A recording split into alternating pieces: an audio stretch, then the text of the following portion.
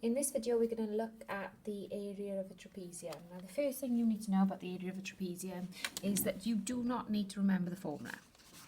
Whether you were sitting an intermediate paper or a foundation paper, you will find the formula on that page. Now, quite often people will forget this is here.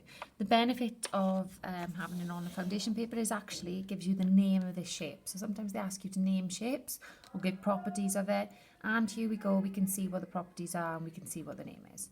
So this is telling us we need to do half of A plus B and we need to times it by H.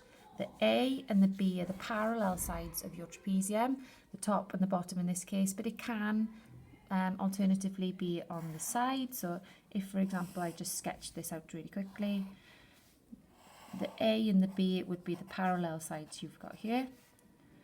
And the height would be the perpendicular height, the one that makes a right angle with the top and the bottom, like that. Okay, so it doesn't really matter which one you get or what orientation is given to you. You can still work it out. So we're going to use this formula for our work here. So I'm going to sketch it down. I've got half A plus B and H. And we're going to have a little look at this shape here. So we can see we've got right angles there and there, which means this one is our height and it separates our two parallel sides of 7 and 10. So we know we've got A, we've got B, we've got H, and we can now substitute that into our formula. So we've got half. In our bracket, we've got the value for A, which is 7, added to value of B, which is 10, and we are multiplying that by the outside, which is 4. So we can say we've got half, work out what's inside that bracket, which is now 17, and times it by 4. In between the half and the 17 is also multiplication that we don't tend to write, but we do need to know is there. I'm going to type this into the calculator to give you 0.5 half times by 17 times by 4. Which gives us an area of 34. Our units are centimetres, and we need to remember our square units there, giving us a clue down here in this case.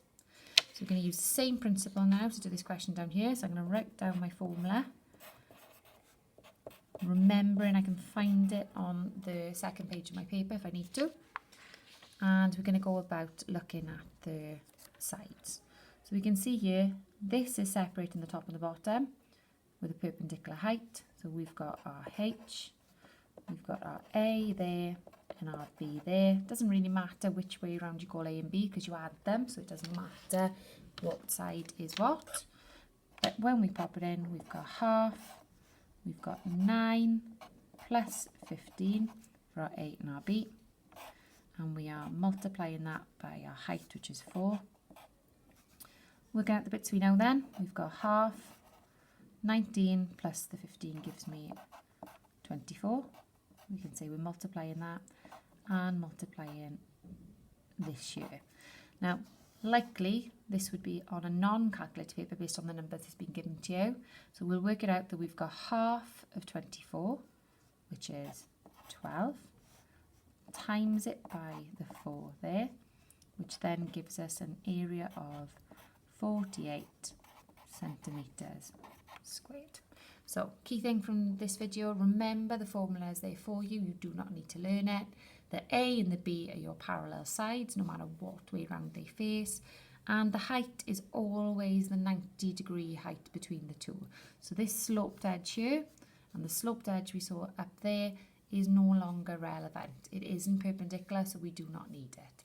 I hope this video helps. Thank you for watching.